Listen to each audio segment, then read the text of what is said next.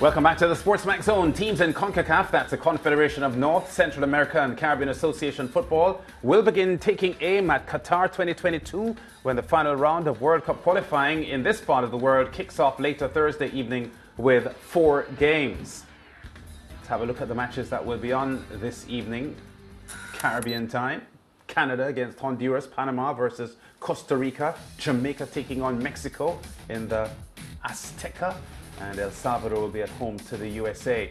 Now, the top 3 teams from this final round series are guaranteed direct qualification, while the 4th place finishers will go through to an inter-confederation playoff to book that ticket to Qatar 2022. The Reggae Boys, whose only World Cup finals qualification was France 1998, will be missing some key England-based players, including current EPL scoring leader Mikel Antonio of West Ham and Aston Villa's Leon Bailey. But there is hope in the Jamaica squad that they can cope at the high-altitude Azteca Stadium. 8 teams vying for 3 automatic spots. Who better to talk to us through the final round of World Cup qualifiers in CONCACAF than former TNT international defender Brent Sancho, who was part of the TNT squad that successfully trod that route 15 years ago to qualify for Germany 2006. Brent, I know that you can put your boots into the changing rooms of the Jamaicans now and how they actually feel going to the Azteca to take on Mexico. Always a difficult task, isn't it? Yeah, very much so. Of course, the Azteca, known as the home ground or almost the grave for some teams that come there from CONCACAF playing against Mexico. It's a team that hasn't lost, I think, since Honduras many years back in the Azteca. Of course, Trinidad and Tobago have had its challenges at the Azteca. One of them, a 7-0 drubbing at the hands of the Mexican with the famous tackle by Ansel Elcock. I was part of that squad when that took place. It's always a difficult ask, Lance, when you pick up and go to Central America to play games, intimidating atmosphere, always a challenge, of course, against these type of teams. They always seem to have an extra oomph when they're playing at home in Central America. And of course, Mexico is no different at the Azteca, a very difficult opposition, a very difficult place to play. And I even start speaking about, of course, the high altitude that's in Azteca as well. I haven't even touched on that. So it's a very challenging situation for the Jamaicans, but I do have some hope for them. Yeah. When Trinidad and Tobago were qualifying for Germany 2006, you lost, I think, 4 of your 5 away games. So looking beyond even Mexico now, the assignments against Panama, Costa Rica, and so on, very tough for Caribbean teams to flourish in those conditions. Yeah, and I think with the new format as well, Lance, and particularly now the addition of 2 teams, El Salvador and Panama, both Central American teams as well, you would suggest that Jamaica will have to get something on the road. And if you are to look at the teams that's involved in this Ocho, as they call it, it would have to come from the likes of El Salvador and maybe even Panama. I think they would have to get 2 positive results, both home and away, from Panama and El Salvador if they are to carve a route into Qatar next year. It sounds very simple on paper, but I think that is what they have to do. It is a difficult ask. El Salvador is a very difficult place to go and play, and of course Panama similar. But for Jamaica to be successful, it really comes down to what they do against El Salvador and Panama. It would be a bonus if they get something here tonight, but everyone would expect that Mexico will have an 100% home record going through these qualifiers. Definitely, Brent. I think the only thing that can work in Jamaica's advantage is the fact that there will be no fans. Of course, Mexico, they aren't allowed to have any fans based on the fact that they were banned for using homophobic slurs. And of course, we know with the pandemic situation. Yeah, I think so. And look, Mara, Jamaica has done quite well against Mexico in the last 3 occasions. In fact, they're undefeated against the Mexicans. And back in 2013, they got a draw in this very same Azteca Stadium. So I think Theodore Whitmore will be looking at those types of results and saying to his charges that this is a very possible opportunity for the Jamaicans, albeit, of course, it will be without a couple of their better players that have been left back in Kingston. And again, they're looking for a tie, and they're looking for 1 point coming out of Mexico. And if you are to look at the Mexicans' current performance, they had 2 defeats against the Americans, and of course, a very disappointing draw against Trinidad and Tobago in the opening game of the Gold Cup. So there are signs there that Jamaica can get a result again, but it's no doubt that Mexico and the USA are the two strongest teams in the CONCACAF. Definitely, and Brent, Shamar Nicholson has been really good for his club, Charleroi.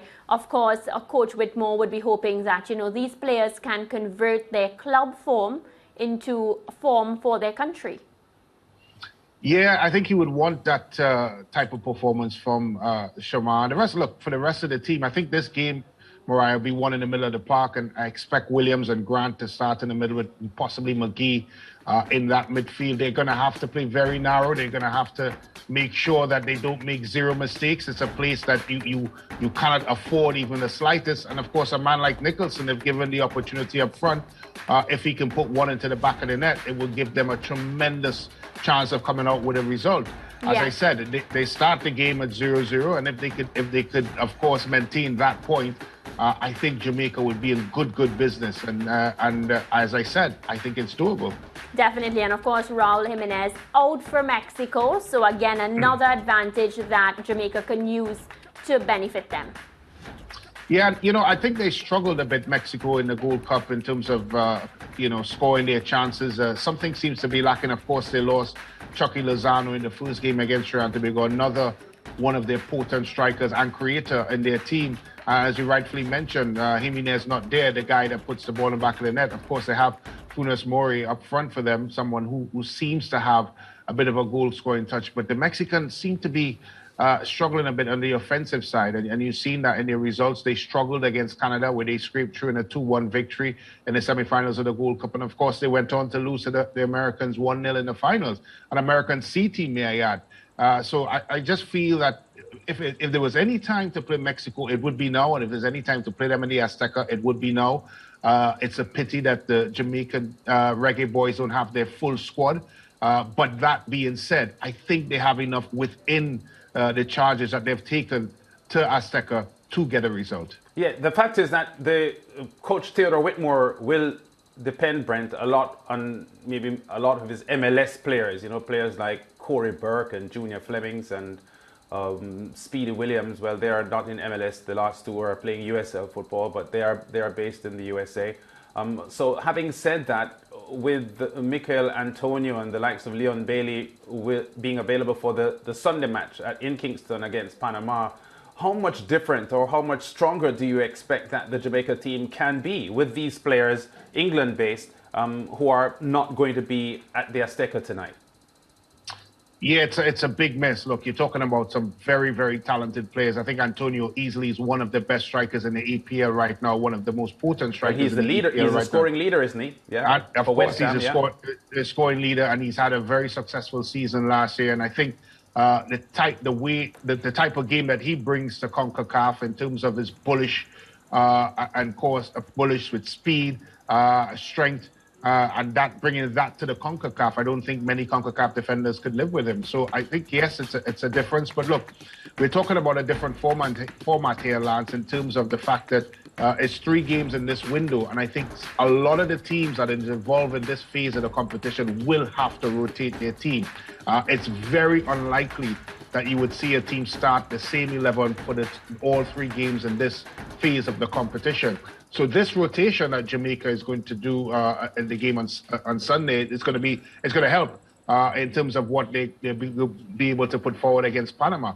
The main thing is they have to get a win. They will have to get a win, especially if they don't do well tonight against the Mexican. 3 points against Panama is almost a must. And I mean, I say that very early in the competition.